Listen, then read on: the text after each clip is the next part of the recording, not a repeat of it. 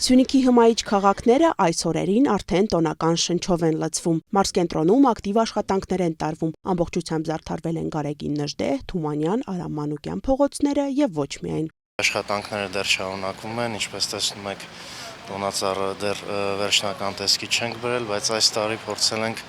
նոր տեսք տալ մեր տոնածառին, պետք է տեղադրվեն թվերը 2026,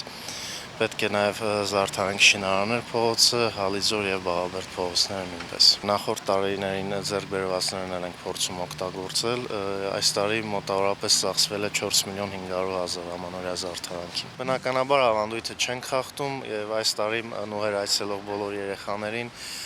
պատրաստել ենք ամանորյա տոպրակ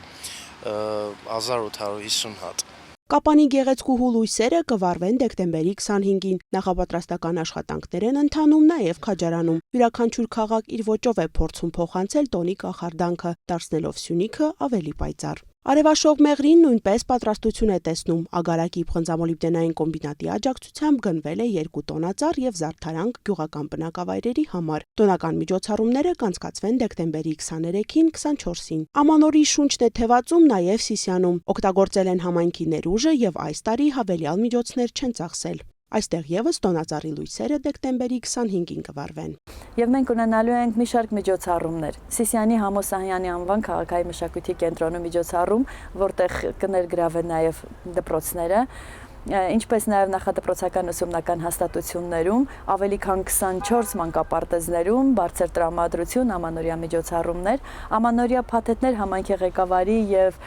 մուրթերոսների, նաև ձմեռապատ ձյունանուշի ուղեկցությամբ կլինեն գյուղերում, կբաժանվի փաթեթներ երեխաներին փոքրինչ ժպիտ եւ բարձր տրամադրություն պարգևելու նպատակով առանձնապես անդրադառնալու ենք նաև յուրաքանչյուր մանկապարտեզի, յուրաքանչյուր արտադպրոցի ձևավորմանը իրեն բնորոշ առանձնահատուկ ձևավորմամբ։ Դեկտեմբերի 21-ին ժամը 18-ին համերգային ծրագրով կմեկնարկի Գորիսյան տոնակատարությունների շարքը։ Տեղ համայնքում նույնպես աշխատանքներ են իրականացվում նոր տարվա ջերմ մթնոլորտ ստեղծելու ուղղությամբ։ Դեկտեմբերի 20-ին գլխավոր միջոցառումը կուղեկցվի տարեհացի պատրաստման արարողությամբ, ինչպես նաև կընտրվի տարվա լավագույն երգը, հաղթողը նվեր կստանա։ Համայնքների ներկայացուցիչները խուսափում են խոսել նոր տարվա միջոցառումների ֆինանսական ծախսերից, սակայն ընդգծում են, որ պատրաստ են անել հնարավորը բնակիչներին տոնական տրամադրություն հաղորդելու եւ բարձր մակարդակով միջոցառումներ անցկացնելու համար։ Անի Գրիգորյան, Ռոբերտո Հանջանյան, Մհեր Մանուչարյան, Սյունիք լուրեր։